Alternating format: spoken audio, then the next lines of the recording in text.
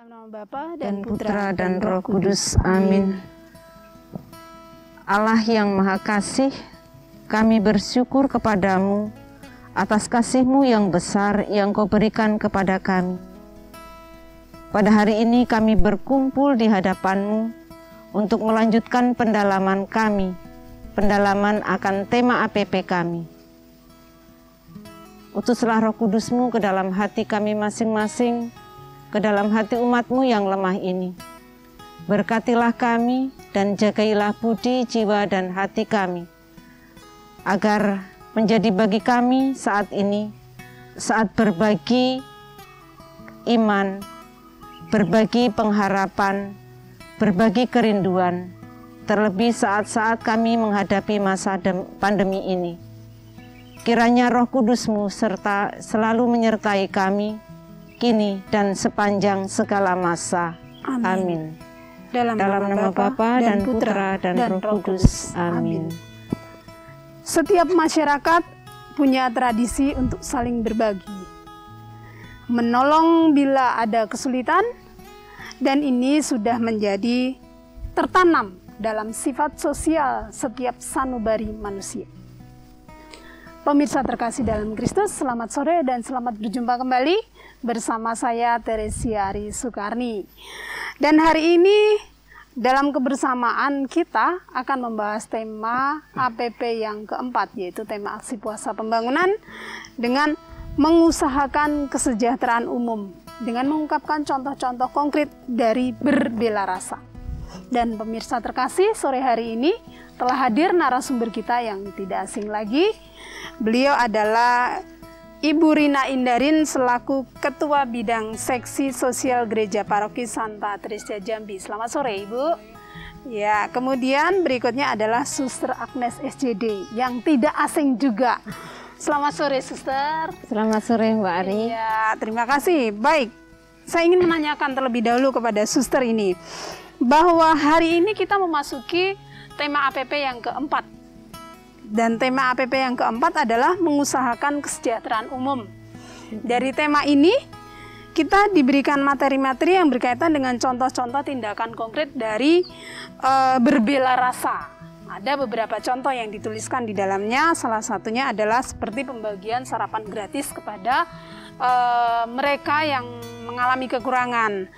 Kemudian di tempat lain juga ada kolaborasi dari pengurus Dewan Pastoral Paroki dan WKRI untuk mengadakan bazar murah berupa nasi bungkus, penjualan nasi bungkus kepada khalayak umum dengan harga di bawah standar, bahkan di bawah modal, seperti itu. Dan ada juga contoh lain di negara Prancis, ada restoran murah yang dikhususkan untuk mereka yang kurang mampu, dan mereka yang mampu disilahkan untuk membayar, bisa membayar lebih. Dan bayar lebih ini bisa disampaikan untuk mereka yang tidak bisa membayar makanan, tapi mereka bisa mendapatkan makanan. Nah, sebagai pertanyaan, Suster, apa yang menjadi dasar bahwa di berbagai tempat itu ada tradisi orang memberikan perhatian kepada orang miskin? Silakan, Suster. Baik, Mbak Ari. Ya. Apa sih sebenarnya yang mendorong mereka itu berani berbagi, berbela rasa terhadap orang lain? Iya. Saya kira dasarnya kita boleh kembali kepada kitab suci Perjanjian Lama. Solidaritas Allah kepada manusia dengan ketika Allah menciptakan kita sebagai manusia dari tanah bahkan, dan Allah menghembuskan nafasnya. Nafas itulah yang menjadi tanda pertama solidaritas Allah terhadap manusia. Nah, kalau kita sebagai manusia yang Allah sendiri suci, kudus, solider dengan kita, apakah kita juga tidak terpanggil untuk solider? Betul. Berbela rasa dengan orang lain, karena kita berasal dari Bapa yang sama, yang adalah Allah. Saya kira itu dasarnya. Iya.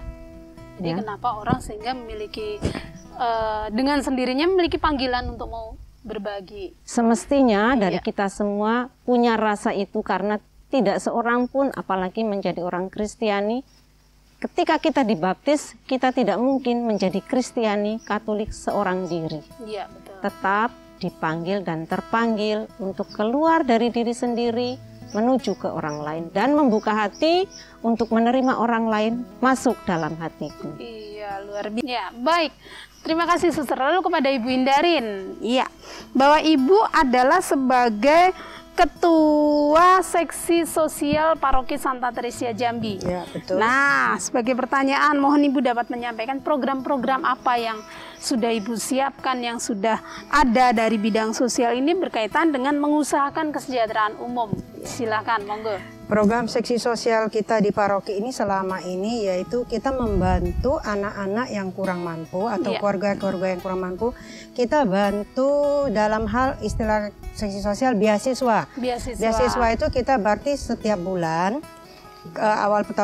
bulan pertama kita membagikan uang sekolah selama 1 semester, selama 1 tahun ya, berarti selama 1 tahun. Tergantung SD, SMP, SMA-nya. Itu beda-beda. Nominalnya ya. Nominalnya beda-beda. Nah, dari itu dan itu pun plafonnya kita memang ada kasih plafon SD berapa, SMP berapa, SMA. Tapi itu pun kita lihat kasusnya Bu Ari. Kalau kasusnya memang harus kita bantu, itu plafonnya kami hilang. Jadi kami mungkin keadaannya membantu sampai dia tamat sekolah sampai selesai. Tapi yang kami semua lebih utamakan tuh anak yang SMA kelas 3. Supaya dia tamat sekolah bisa cari kerja atau bisa apa. Jadi kami lebih utamakan ke yang kelas 3. Nah, SD untuk sekarang ini kami kurang karena SD banyak yang negeri kan dibantu oleh pemerintah. Jadi kita SMP sama SMA yang lebih kita dominan. Di samping beasiswa anak juga kami ada bantu orang sakit yang misalnya masuk rumah sakit biayanya nggak kecukup. Nah, biasa dia cari seksi sosial. Nah, seksi sosial akan menanggulangi. Tapi itu juga ada budgetnya atau ada plafonnya. Tapi itu juga untuk seksi sosial kami memang tidak, plafonnya tidak kaku ya, tapi kita lihat kasus. Iya, betul. Kalau kasusnya memang harus lebih dan memang itu ya kami akan jalankan. Di samping itu juga dulu pernah kami juga bantu bedah rumah, tapi memang itu tidak banyak, itu yang rumahnya hampir reot, kita hanya membantu. Dan yang kedua juga yang meninggal itu biasanya dia tidak pernah lapor ke wilayah, jadi mungkin dia sehari-hari juga susah dan tidak mungkin ke wilayah pun tidak tahu. Nah, tiba-tiba ada lapor gitu. Nah, seksi sosial pun akan turun. Nah, untuk programnya sekarang ini yang lama masih tetap berlanjut, tapi program yang 2001-2003 ini besok kami akan ke Sakean. Nah, itu ada beberapa umat kita dan umat yang lain juga yang kami dapat laporan bahwa anak-anak ini tidak sekolah. Nah, kita hanya ke sana mengajar. Kita pakai tenaga volunteer, kita mengajar supaya mereka bisa membaca, menulis, hanya batas itulah, bermain gitu. Nah, yang kedua juga gizi. Dari seksi sosial juga dari dulu juga mau mengadakan peningkatan gizi untuk anak-anak. Nah, tapi waktu ternyata tahun itu program tahun kemarin. Begitu kami mau jalankan kena pandemi, kami stop. Tapi mungkin untuk program yang kali ini kami akan coba menjalankan tapi dengan lingkup yang kecil dulu. Jadi mungkin kami lingkup dari anak-anak yang menerima seksi sosial dulu. Nah, nanti kita evaluasi lagi, kalau bisa baru kita agak melebar gitu. Nah, itu yang program yang akan kita jalankan untuk 2001-2003 ini. Iya, luar biasa. Iya, lalu kepada Suster, dalam kaitannya dengan berbela rasa, apakah membantu sesama itu hanya pada masa tertentu saja, misalnya hanya karena ada bencana atau bagaimana? Silakan. Baik, saya kira berangkat dari apa yang dibagikan oleh Bu Rina kepada kita, ternyata berbela rasa itu tidak punya batas. Betul. Jadi kapan saja, karena seperti nanti kita akan merujuk kepada pernyataan Yesus, orang miskin akan ada sampai akhir zaman. Tetapi bahwa yang pertama, yang utama saya kira bahwa berbela rasa itu tidak mengenal waktu. Karena selalu ada orang yang membutuhkan kita. Kadang bukan sekedar makanan yang dibutuhkan. Betul, betul. Tadi dikatakan soal pendidikan. kadang juga sekedar orang pengen didengar. Berbagi itu juga sebuah bela rasa, bagaimana kita punya waktu, mungkin sekedar 10 menit atau sebuah perjumpaan, itu saja. Maka saya kira berbela rasa itu tidak bisa dibatasi oleh apapun kalau hati kita sudah mengarah kepada orang lain. Tapi kalau hati kita tertutup pada diri sendiri, nunggu aja nanti ketika ada bencana atau ketika ada APP, kadang-kadang diletakkan APP aja ya, nanti tinggal kosong. Minta maaf, tetapi bahwa sekali lagi saya katakan, menurut hemat saya sebagai orang Kristiani, berbela rasa itu bagi kita sepanjang waktu, setiap saat. Saya kira itu. Iya, bagaimana Bu Indarin? Apakah saya setuju sekali. Setuju sekali. Karena yang kita bantu ini bukan hanya sesaat, tapi kalau bisa selanjutnya. Yang namanya Tuhan berbelas kasih, kita mengasihi orang tuh tidak ada batasnya. Betul, tidak ada batasannya. Artinya setuju ya. Setuju sekali. Baik, terima kasih Suster juga Bu Indarin. Ini kembali kepada Bu Indarin ini dari bidang sosial paroki. Kalau awal mula Ibu juga telah menyampaikan program yang dilakukan. Nah, apakah yang telah dilakukan oleh bidang sosial dalam kaitannya dengan mengusahakan kesejahteraan umum ini selain yang disampaikan di awal tadi yang sudah dilaksanakan? Kalau tadi awalnya program, nah, sekarang yang sudah dilaksanakan apa saja? Seksi sosial dalam masa pandemi berbela rasa dengan membantu keluarga-keluarga yang di PHK dan terdampak pandemi dengan bantuan sembako, baik untuk kalangan sendiri maupun masyarakat lingkungan terdekat. Oh gitu. Nah, meringankan beban ekonomi mereka dengan pembagian sembako, yaitu untuk umat kita sendiri maupun lintas agama serta tukang ojek, tukang sapu. Artinya umum ya, tidak hanya menutup diri untuk umat kita sendiri. Terus keluarga yang terdampak pandemi karena PHK maupun pengurangan upah atau gaji, para janda, duda yang hidup sendirian atau ditemani keluarga yang juga tidak berpenghasilan gitu loh. Nah, itu pun kita ada bantu. Gitu. Jadi ya karena pandemi ini istilahnya juga banyak yang terdampak ya. Nah, kita pun ada turun tangan dan kami mulai bagi pandemi sembako itu dari bulan 4 April, Mei, Juni, kita 3 bulan berturut-turut. Sistem kerjanya bagaimana Ibu? Nah, sistem kerja kami karena kebetulan kami ngadakan namanya Baksos ya. Kami dibawahi di koordinator lah. Betul. Sama Romo Wahyu. Oh begitu. Nah, jadi posko kami sebagian di Romo Wahyu. Memang awalnya Pondok Christopher ya? Iya, awalnya kita dari seksi sosial, tapi begitu itu gerakan banyak, bantuan dari PD, dari warga-warga kita banyak sekali yang bantu kita. Nah, untuk meringankan kerjaan kita. Nah, kami sama Romo Wahyu, kami bagi tim. Jadi satu tim kami 4 orang. Nah, jadi kami ada 3 tim, tim A, tim B, tim C. Nah, tim A, tim B, tim C ke wilayah A 1, 2, 3. Oh iya. Yang tim B-nya 4, 5, 6. Yang C-nya selanjutnya. Jadi dengan begitu kan dalam 1 hari kami bisa selesai. Nah, itu pun kami dalam 2 minggu kami bagi lagi gitu. Jadi apakah orang yang berbeda-beda atau ada kalanya orang yang sama? Berbeda-beda. Jadi kami sebelumnya kami data ke ketua wilayah dulu, siapa kami data. Begitu kami data, kami berdasarkan data dan dapat laporan dari yang lain gitu. Masukan-masukan yang lain yang mungkin belum terdata di wilayah. Jadi kami bagi semua. Jadi dengan kelompok kami Baksos dengan Erni kelompok mereka. Jadi dalam 1 hari 2 hari kami bisa selesai. Tapi dalam 1 bulan kami bisa 2 kali bagi. Gitu. Oh luar biasa. Luar biasa memang di masa pandemi ternyata juga banyak orang terketuk hatinya. Seperti Suster sampaikan bahwa yang namanya berbagi itu tidak hanya di masa sulit atau di masa bencana. Betul. Tetapi terkadang mereka yang masih merasa kesulitan pun masih ingin berbagi, itu sungguh luar biasa. Iya, betul. Baik. Dan kita bantuan juga selain dari kalangan kita sendiri, dari Mbak Ari apa? Oh, dari kelompok penyuluh, iya betul sekali. 1, terus dari umat kita yang beragama Buddha juga bantu kita. Oh, ada juga? Ada. Dia sudah 2 kali dia bantu berupa sembako dan kita salurkan ke sana. Berbagi kepada langsung ke Enggak, dia sasaran serahkan atau ke kita. melalui- Dia serahkan ke kita. melalui timnya dan ya. dia serahkan ke Satuan tugas. Pondok Christopher. Nah, kita yang menyalurkan Begitu. kepada yang membutuhkan. Iya. Gitu. Luar biasa, luar biasa. Iya, saya teringat beberapa memang dari teman-teman penyuluh agama Katolik ini. Sebenarnya kalau bahasa kita menyebutnya katekis lah. Ya. Katekis semua bukan hanya di paroki Tresia saja, Suster, tetapi di paroki saudara kita di GA.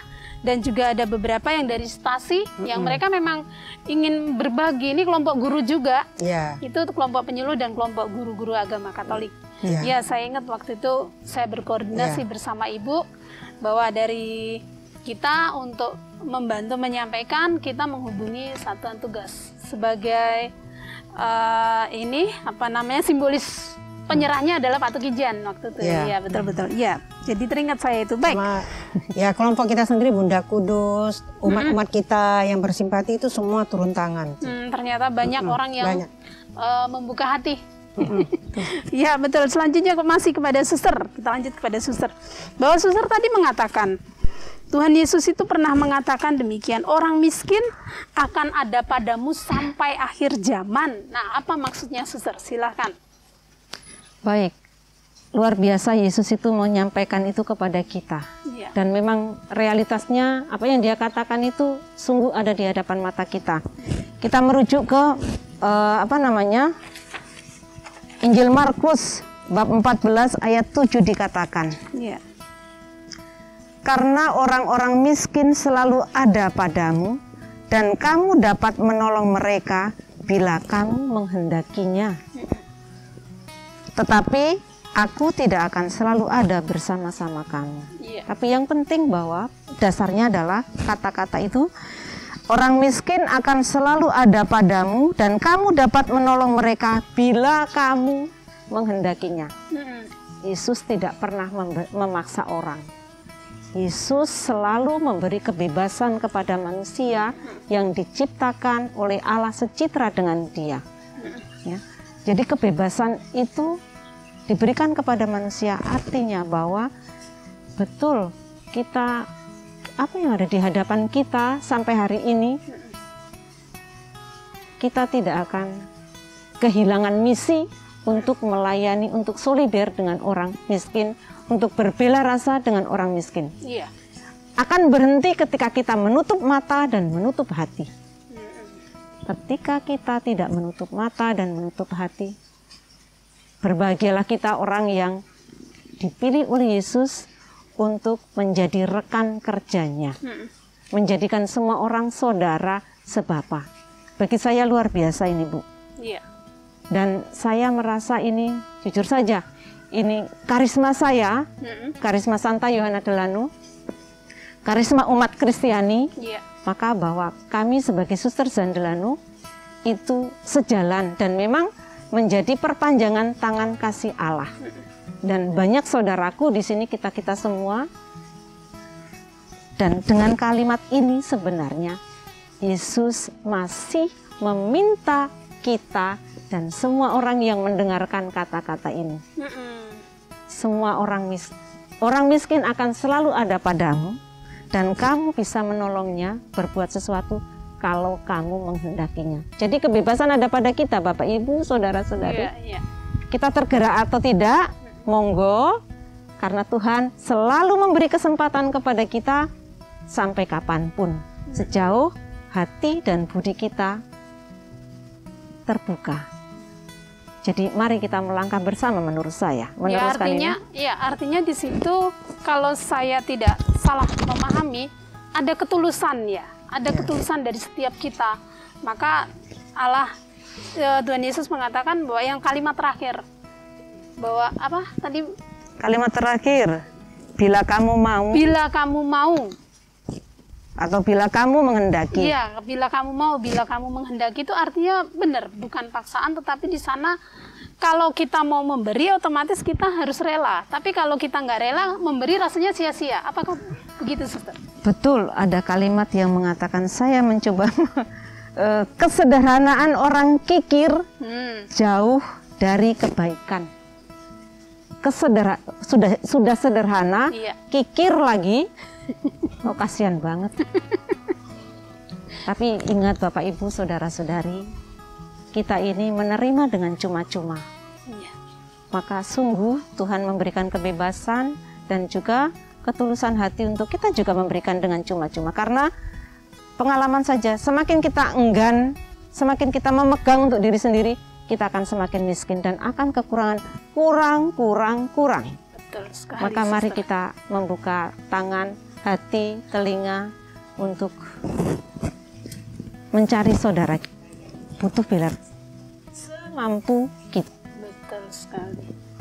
Ya, luar biasa. Dan masih kepada suster juga bahwa pendalaman APP yang keempat ini kan sebagai landasan kitab sucinya diambil dari kitab 1 Petrus bab 4 ayat 7 sampai 11. Nah, mohon suster berkenan untuk menjelaskan sebenarnya apa maksud dari isi kitab suci dalam pendalaman APP yang keempat ini. Silakan. Baik, Bapak Ibu, saudara-saudari, mari kita membaca bersama, baca ya. Ya, silakan, monggo. Kita baca bersama surat Petrus yang pertama, bab 4, ayat 7 sampai 11. Iya. Kesudahan segala sesuatu sudah dekat. Karena itu, kuasailah dirimu dan jadilah tenang, supaya kamu dapat berdoa. Iya. Tetapi yang terutama, kasihilah sungguh-sungguh seorang akan yang lain. Sebab kasih menutupi banyak sekali dosa. Berilah tumpangan seorang akan yang lain dengan tidak bersungut-sungut. Layanilah seorang akan yang lain sesuai dengan karunia yang telah diperoleh tiap-tiap orang sebagai pengurus yang baik dari kasih karunia Allah. Yes. Jika ada orang yang berbicara, baiklah ia berbicara sebagai orang yang menyampaikan firman Allah. Jika ada orang yang melayani, baiklah ia melakukannya dengan kekuatan yang dianugerahkan Allah, supaya Allah dimuliakan dalam segala sesuatu karena Yesus Kristus. Ialah yang empunya kemuliaan dan kuasa sampai selama-lamanya. Amin. Amin. Demikianlah sabda Tuhan. Syukur kepada Allah. Ya, silakan suster. Bapak, Ibu, dan saudara-saudari yang terkasih, apa yang mau kita dapatkan dari sini? Sungguh kita dipanggil berkat permandian untuk ikut ambil bagian dalam karya keselamatan Tuhan dengan kalimat yang baru saja kita dengar. Layanilah seorang akan yang lain sesuai dengan karunia yang telah diberikan tiap-tiap orang sebagai pengurus yang baik dari kasih karunia Allah. Jadi bagi saya, menurut saya, tak seorang pun yang tidak dikasih modal oleh Gusti Allah.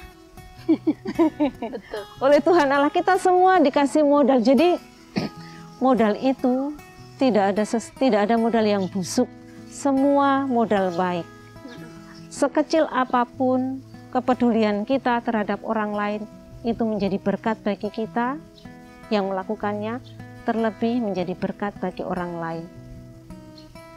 Contoh saja, ketika kami para suster tidak bersama-sama sih satu-satu, sengaja keliling kita cari saudara-saudari kita yang kira-kira membutuhkan. Karena memang kami juga menjadi jembatan bagi dari saudara-saudara kita yang peduli pada orang lain. Yeah. Nggak mungkin kami, misinya untuk suster. Tetapi melihat bagi kami ini terlalu berlebihan, kebanyakan kami, bukan karena sisa, tetapi saya kira memang untuk suster, tapi lewat suster akan diberikan kepada orang lain. Kami berjalan, kami keliling mencari siapa yang membutuhkan. Ketika kita ketemu dengan satu keluarga itu juga menyampaikan, kita sudah dikasih satu paket nih. Dia cerita, tetanggaku juga nggak punya, Bu, katanya. Nah, sekarang kami sudah habis, nggak ada. Besok lagi lah. Oh nggak apa-apa, ini yang ini saya terima, ini saya kasihkan kepada dia. Jadi dia tidak, bagi saya berbagi itu, dia membagi yang menjadi jatah dia. Karena bagi dia masih cukup, ada orang yang lebih membutuhkan, itulah yang dia kasihkan. Dan ini bagi kami juga mendidik kami, jangan pernah menyimpan berlebihan untuk diri sendiri. Betul. Ingat dalam perjanjian lama ketika Musa dengan orang Mesir yang keluar dari orang Israel yang keluar di padang gurun, setiap pagi dikasih mana, tetapi sudah diingatkan jangan menyimpan mana itu. Tetapi ada orang yang merasa tidak, takut besok nggak ada, dia menyimpan. Apa yang terjadi? Besok pagi sudah ulatan, busuk sia-sia. Jadi panggilan bagi kita, saya kira persis apa yang dikatakan Yesus. Layanilah seorang akan yang lain sesuai dengan karunia yang telah diberikan tiap-tiap orang sebagai pengurus yang baik dari kasih karunia Allah. Dan perintah yang lainnya, kasihilah diri sesamamu manusia seperti dirimu sendiri. Ya. Lalu dari kitab Yesaya dikatakan, Yesaya bab 58 ayat 7. Kita sebagai orang-orang pilihan yang berbela rasa bagi sesama. Karena kita semua adalah saudara yang berasal dari Bapa yang sama, yang adalah Allah. Yesus mengatakan dari Matius bab 25, penghakiman terakhir, segala sesuatu yang kamu lakukan bagi saudaraku yang kecil ini, kamu melakukannya untuk aku. Saya kira itu pesan yang sungguh berharga bagi kita, terlebih di masa prapaskah ini dengan APP, soal ekonomi, soal berbagi, soal memberi waktu bagi sesama kita. Jangan pernah mengatakan aku nggak punya waktu. Betul sekali. Atau bahkan ketika, nggak tahu saya, ketika mungkin ada pendalaman iman dan sebagainya, memang betul bahwa kita syukur bahwa kita tidak nganggur, maka kita tidak punya waktu. Tapi jangan sampai kita juga mengatakan kepada Tuhan, Tuhan aku tidak punya waktu untukmu. Jangan sampai. Karena Tuhan memberikan waktu, kesempatan, dan kesempatan sekali lagi untuk kita agar kita bisa ikut ambil bagian dalam karya keselamatan itu dengan apa yang Tuhan berikan kepada kita dalam hidup kita sehari-hari. Kita diundang untuk semakin menyadari bahwa aku dengan situasi kondisiku seperti ini masih lebih baik situasi dan kondisiku dari saudara-saudariku yang butuh uluran tanganku. Maka kita patut bersyukur apapun situasi kita. Saya kira itu pesan yang terakhir Mbak Ari ya, yang bisa saya katakan. Iya Suster, terima kasih untuk penjelasan dari pendalaman APP yang keempat ini dari sumber kitab sucinya. Apakah ada tambahan sebagai pesan-pesan iman sebagai seorang biarawati kepada umat Katolik khususnya di masa Prapaskah ini? Silakan. Baik, sebagai seorang biarawati, sebagai orang Katolik setidaknya kita bahwa kita semua dipanggil sekali lagi. Kita dipanggil, diberi kesempatan untuk ikut ambil bagian dalam berbela rasa terhadap orang lain yang menderita. Ya, bagian hidup kita masing-masing punya talenta, punya kesempatan. Tetapi bahwa sungguh kita memang diundang untuk ikut ambil bagian itu. Layanilah seorang akan yang lain sesuai dengan yang kamu peroleh dari Allah. Kita telah menerima dengan cuma-cuma, berilah dengan cuma-cuma, dengan tulus ikhlas. Karena semakin kita berani berbagi, semakin kita diperkaya. Semakin kita berani berbagi, tetapi semakin kita takut membagi, kita akan kurang dan merasa kurang. Saya kira itu yang menjadi poin saya Mbak Arya. Iya. Baik, Suster, apakah Ibu Indarin ada tambahan? Saya cukup. Baik, terima kasih kalau begitu Ibu Satu Indarin. kata, sorry. Silakan Suster. Semakin kita merasakan bahwa Yesus itu tinggal dalam hati kita dan kita tinggal dalam hati Yesus, semakin kita boleh percaya deh, semakin hati kita akan terbuka kepada orang lain. Iya. Kalau Yesus belum tinggal dalam hati kita, yuk kita hanya tinggal untuk dirinya sendiri karena memikirkan apa yang bisa ku makan, kurang-kurang dari diriku. Tetapi ketika kita sebagai orang Kristiani merasa Yesus tinggal di hatiku dan hatiku menjadi tempat tinggal Yesus, pasti tidak ada jalan buntu untuk membiarkan hati kita, tangan kita, kaki kita melangkah keluar untuk orang lain. Bersolidaritas, berbela rasa dengan saudara-saudari kita yang masih membutuhkan perhatian, cinta, dan sapaan kita. Itu Amin. Ari. Terima kasih, luar biasa Suster. Baik, kepada Suster terima kasih untuk pendalaman pada sore hari ini, juga kepada Ibu Indarin yang sudah sama-sama berkenan untuk berbicara bersama, berbincang iman bersama dalam pendalaman APP yang keempat ini. Dan pemirsa terkasih, kita mulai disadarkan dengan masa Prapaskah ini diminta untuk selalu berbela rasa, mau berbagi dan jangan pernah takut untuk berbagi dengan apa yang kita miliki. Karena Tuhan itu sungguh luar biasa dan selalu menyertai kita kini dan selama-lamanya. Akhirnya, saya Teresia Arini Sukarni SAG beserta seluruh kerabat kerja mengucapkan terima kasih banyak, mohon maaf akan segala kekurangan, mohon izin untuk undur diri, selamat sore dan Tuhan memberkati. Kita nyanyi satu lagu, Ya, dah. silakan.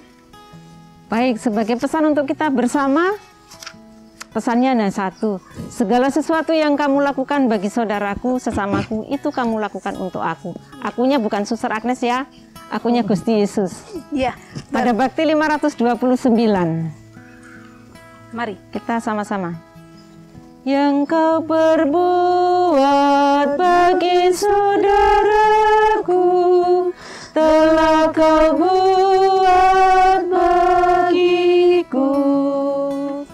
Dikala lapar kau beri daku makan, dikala haus minum kau hantarkan. Yang kau perbuat bagi saudaraku, telah kau buat bagiku. Bila ku sakit di kau datang menghibur, bila ku duka kau datang melipur. Yang kau perbuat bagi saudaraku, telah kau buat bagiku. Terima kasih. Makasih, Mbak Ari. Selamat sore.